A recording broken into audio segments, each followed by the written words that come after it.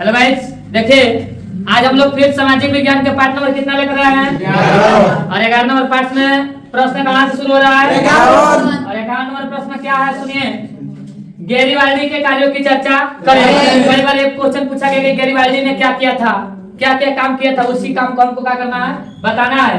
तो सुनिए, गैरीवाल्डी का मानना था कि इटली का एकीकरण युद्ध के बिना संभव नहीं है। मैंने उसके कहने का मतलब था कि जब तक हम युद्ध नहीं करेंगे ये कोई संभव नहीं है। इसलिए उन्होंने आक्रमण की नीति को अपनाया कि जब तक केहू पिटाई ना वही से हटने वाला नहीं है। तो वो क्या किया, क्या युद्ध का ऐलान किया और वहां से युद्ध करना शुरू कर दिया।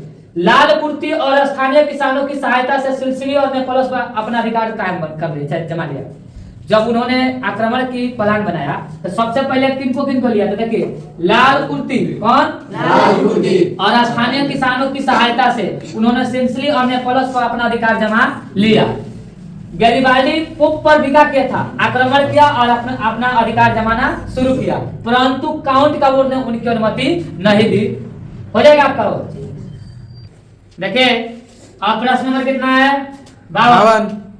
बोल के ना, साफ साइलेंट हो गया तुम लोग, पढ़ाई पर ध्यान नहीं है। ऊपर देखिए, जर्मनी के एकीकरण के लिए बिस्मार्क ने कौन सी नीति को अपनाया? जब जर्मनी के एकीकरण किया तो जैसे मान लो कोई व्यक्ति कोई काम करता है, वो अपना अलग नीति लगाता है कि हम कैसे करेंगे कि हमारा हो जाए। तो उन्होंने एक नीति को अपनाया था। देखिए, बिस्मार्क जर्मनी के एकीकरण के लिए सैन्य शक्ति के महत्व को समझता था, इसलिए उन्होंने रक्त अवरोध की नीति को अपनाया।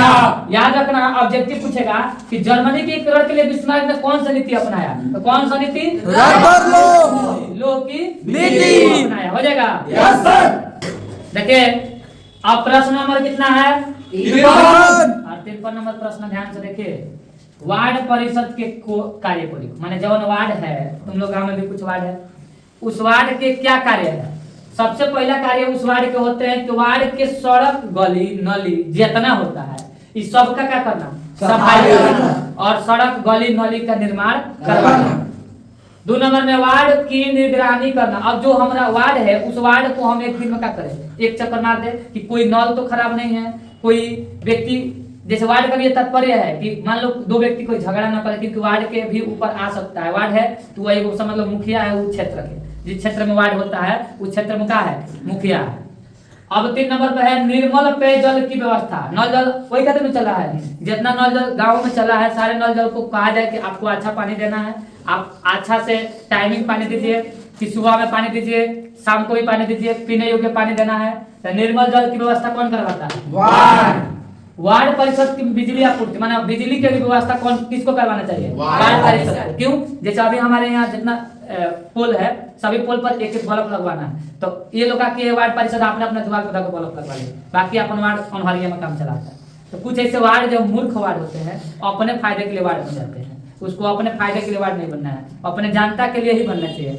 इसीलिए लोकतंत्र में अब्राहम लिंकन बोले थे, जनता के लिए और जनता का। अगर ये जनता के द्वारा जनता के लिए जनता का कोई व्यक्ति काम करता है वही लोकतंत्र में आता है। और आज के वार्ड जो होते हैं अपने लिए आप स्वयं अपने ये सब प्रयोग करके अपन काम चलाता है, आगे बढ़ता है। लोग को क्या करता है? भूलिया पोसला के, अरे हमको वार्ड बनने दो ना, पूरा गली नली बदल देते हैं और वोट देगा उसको, कहेगा पूरा नली को क्या करेंगे? गली बना देंगे एकदम 407 घुसी 407 8 निकली, ऐसा गली बनवा देंगे। बोलने के बाद खुद नली में घुस जाता है, पता नहीं चलता कहाँ गया। इधर देखो, प्रश्न नंबर कितना है? 54 नंबर। दल बदल कानून क्या है? तो दल बदल कानून का मतलब, जैसे मान लो हम बीजेपी में सपोर्टेड, अभी मैं किसी पार्टी से नहीं हूँ, अभी मत समझना कि हम बीजेपी से हूँ, मैं कांग्रेस से हूँ, मैं आरजेडी कुछ से नहीं हूँ, बस आपसे पढ़ा रहा हूँ इसलिए समझा रहा हूँ।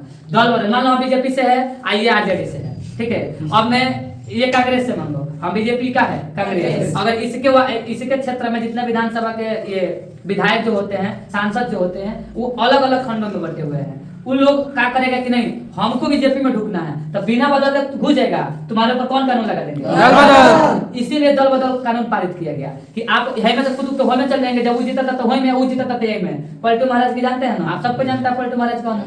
देखिएगा, दल बदल कानून सांसदों और विधायकों के लिए बनाया गया। जितना सांसद और विधायक इसके लिए कौन कानून बनाया गया? दल बदल। छोड़ा के होने चल जाएगा, जब जीतेगा होने से आएगा तो है ना घुस जाएगा। माने ई जीतेगा तो हमारा मैच जाएगा, हम हारेंगे तो वो जीत रहा तो ओकरा में भाग जाएगा। तो ये लोग को रोके खातिर वो कानून बना, वो कानून का नाम क्या है? सुनो, दल बदल कानून सांसद और विधायकों के लिए बनाया गया है।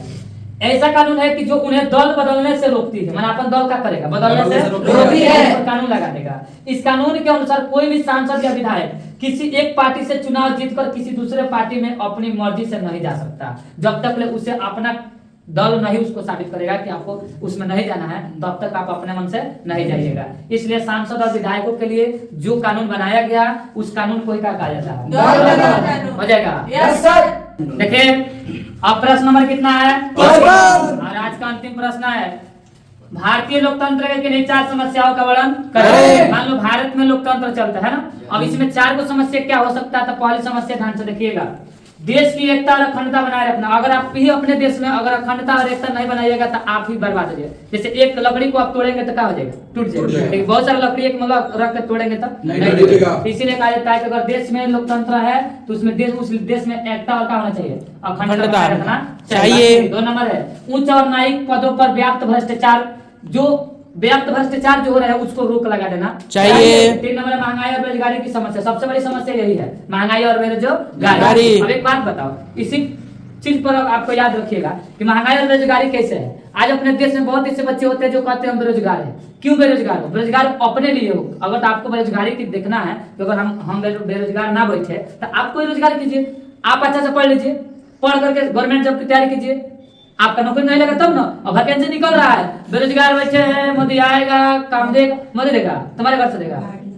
अपने आप समझिए कि अगर आप बेरोजगार है तो किसी रीजन से बेरोजगार है, या तो पढ़े नहीं है। अगर मान लीजिए हम इतना ही का उम्र का है तो 5-7 साल से पढ़ा रहे हैं, अगर आप पढ़े शिक्षित व्यक्ति रहिएगा तो आपको कहीं रोजगार खोजने की जरूरत। आप शिक्षित है, आप कहीं रोजगार खोज सकते हैं। लेकिन अशिक्षित है तो आप कहिए हमको रोजगार चाहिए, 1 करोड़ रुपया मुझे डाल देता, हम बैठ के खाते।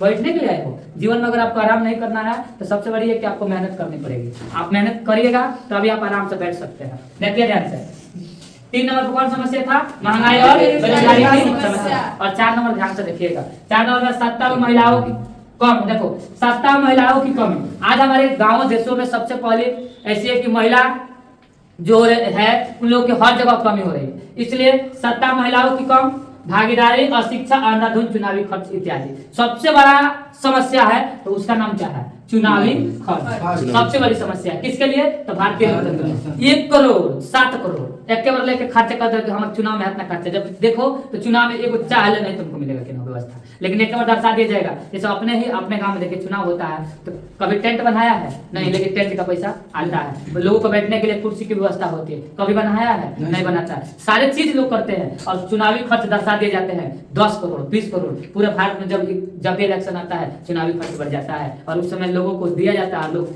कोई व्यक्ति को कोई वस्तु पदार्थ उसको मिलता ही नहीं है जब चुनावी खर्च के लिए प्रयोग में लाए जाते हैं। और लोग जाते हैं खड़ा भइल मारता है, ठेपा जीत जाता है, दर्शा दिया गया 20 करोड़ 10 करोड़, आपको उसमें कोई लाभ नहीं मिला, आपको बैठने की जगह नहीं मिली, धक्का धुक्की में जाकर इलेक्शन का चुनाव किए, सरकार बनी और आप ही की सरकार की वजह से, आप ही लोग वोट की वजह से सरकार अपना बनाई है, दबदबा आज भी चल रहा है और हम लोग को कोई व्यवस्थाएं नहीं मिली। इसलिए सबसे पहले अगर भारतीय लोकतंत्र की सबसे बड़ी समस्या देखा जाए तो क्या है? चुनाव। 2 नंबर में देखा जाए तो महिलाओं की संख्या कम। में जब चुनावी लोकतंत्र और भारतीय लोकतंत्र महिलाओं की भागीदारी का होती है कम। सबसे बड़ी समस्या है थी महंगाई और बेरोजगारी की। और इसी पर हम एक शेर याद आया है, सुनिएगा। जिधर देखो इश्क के बीमार बैठे हैं, हजारों मर गए लाखों तैयार बैठे हैं, सारे बर्बाद होते हैं लड़कियों के पीछे और कहते हैं मोदी सरकार की वजह से बेरोजगार बैठे हैं, बेरोजगार बैठे हैं। Yes sir. आज का मेरा पार्ट नंबर कितना कंप्लीट हो गया?